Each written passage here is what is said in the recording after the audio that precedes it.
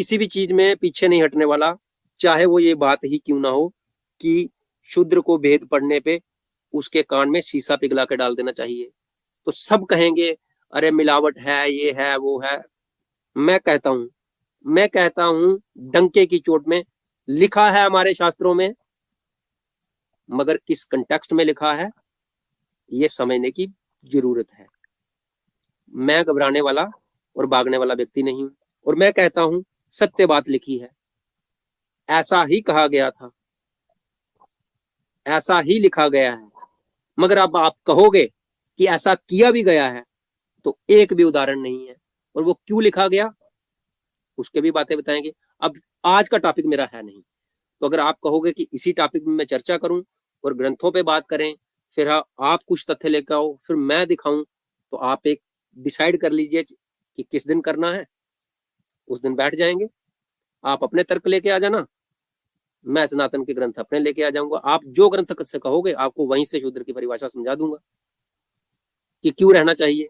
मुझे उसमें कोई कमी नहीं दिखती, और ना उस समय थी ना आज है। हाँ, बीच में एक ऐसा समय आया, मैं सीधा कहूंगा कि मैं आज भी कहता हूं कि अगर सबसे ज्यादा पढ़े लिखे मूर्ख अगर कहीं पाए जाते हैं तो हमारे उसी आइडिया ऑफ इंडिया में पाए जाते हैं।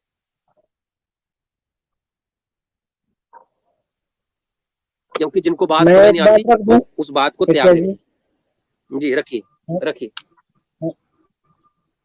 हम इन भाई से ये प्रश्न करना चाहता हूँ, आप नहीं बीके जी अभी कोई प्रश्न नहीं, मेरे को लगा कि सुभाष जी ने बोला, मैं इसलिए बोला। अभी कोई प्रश्न नहीं, अभी आप म्यूट करके बैठिए एक मिनट। जी सुभाष जी, आपका क्या कहना है? किस बारे में? मैंने तो अपना सवाल रख दिया पैनल के सामने। आप मेरे को फिर किसी दिन बुलाएंगे शुद्ध शब्द पर चर्चा करने के लिए, तो मैं उपस्थित हो जाऊंगा।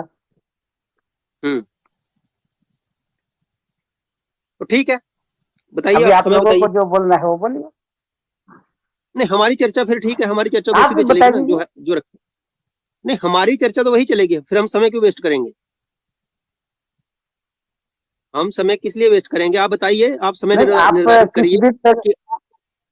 मेरी बात सुनिए ना, आप समय निर्धारित करिए कि आपको किस दिन आना है और शूद्र शब्द पे चर्चा होगी। किस करैक्टर को लेके आना है, किसको नहीं लेके आना है, कौन से ग्रंथ से आपको चर्चा चाहिए, जहां पे आपको लगा कि ये चीज है। आपने किस किस का अध्ययन कर रखा है मुझे बता दीजिए कि मैंने इस चीज का अध्ययन किया हुआ है, तो मुझे ये बात मैं सिद्ध कर सकता हूँ कि शुद्र शब्द जो है वो बहुत खराब है, इसको सनातन से हट जाना चाहिए। फिर मैं बताऊंगा आपको कि शुद्र शब्द नहीं क्यों हटना चाहिए। तो आप समय निर्धारित करिए, समय व्यर्थ नहीं करिए। मुझे अपने टॉपिक पे जाना है, जल्दी से बताइए कि आपको किस दिन ये चर्चा रखनी है। क्योंकि पैनल या स्ट्रीम आप चलाते हैं ना, तो टाइम आप निर्धारित कीजिए। अभी कुछ दिनों के लिए मेरे पास समय है, पहले थोड़ा मेरे पास समय नहीं था, तो मैं छुट्टी के दिन ही आ पाता था, पर अभी कुछ दिन के लिए है मेरे पास समय, मैं कभी भी आ सकता हूँ। ऐसा करिए, दोनों एक जैसा समय रखते हैं ताकि आपका भी उस दिन समय हो और मेरा भी। हम क्यों ना रविवार के दिन चर्चा रखें और दिन में रखें। हाँ बहुत बढ़िया रहेगा।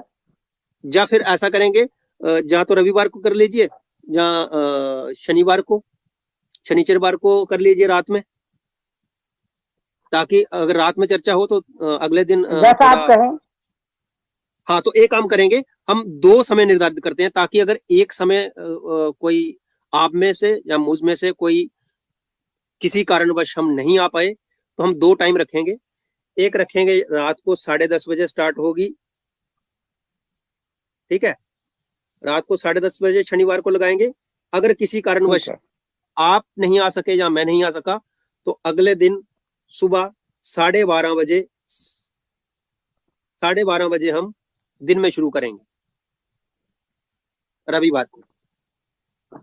बहुत बढ़िया, ठीक है ना, ताकि कोई ये ना लगे कि अगर आप रात में नहीं आ पाए तो रात में हम उस स्ट्रीम को चेंज करके मैं रात को हम वैसे भी मैं लिव इन वाला एक टॉपिक रखा हूं। अगर रात को आप आ गए तो लिव इन वाला नहीं होगा, वो संडे को चला जाएगा, और अगर आप नहीं आए तो उस रात शनिवार को लिव इन वाला हो जाएगा, तो फिर हम संडे को आपसे कर लेंगे। बस यही 2 टॉपिक हैं और सभी साथियों को अवगत भी हो जाएंगे कि चर्चा तो होगी ही होगी। तो ठीक है, धन्यवाद आपका जुड़ने के लिए। और आज के अगर विषय में आपको कुछ बोलना हो तो आप बोल सकते हैं।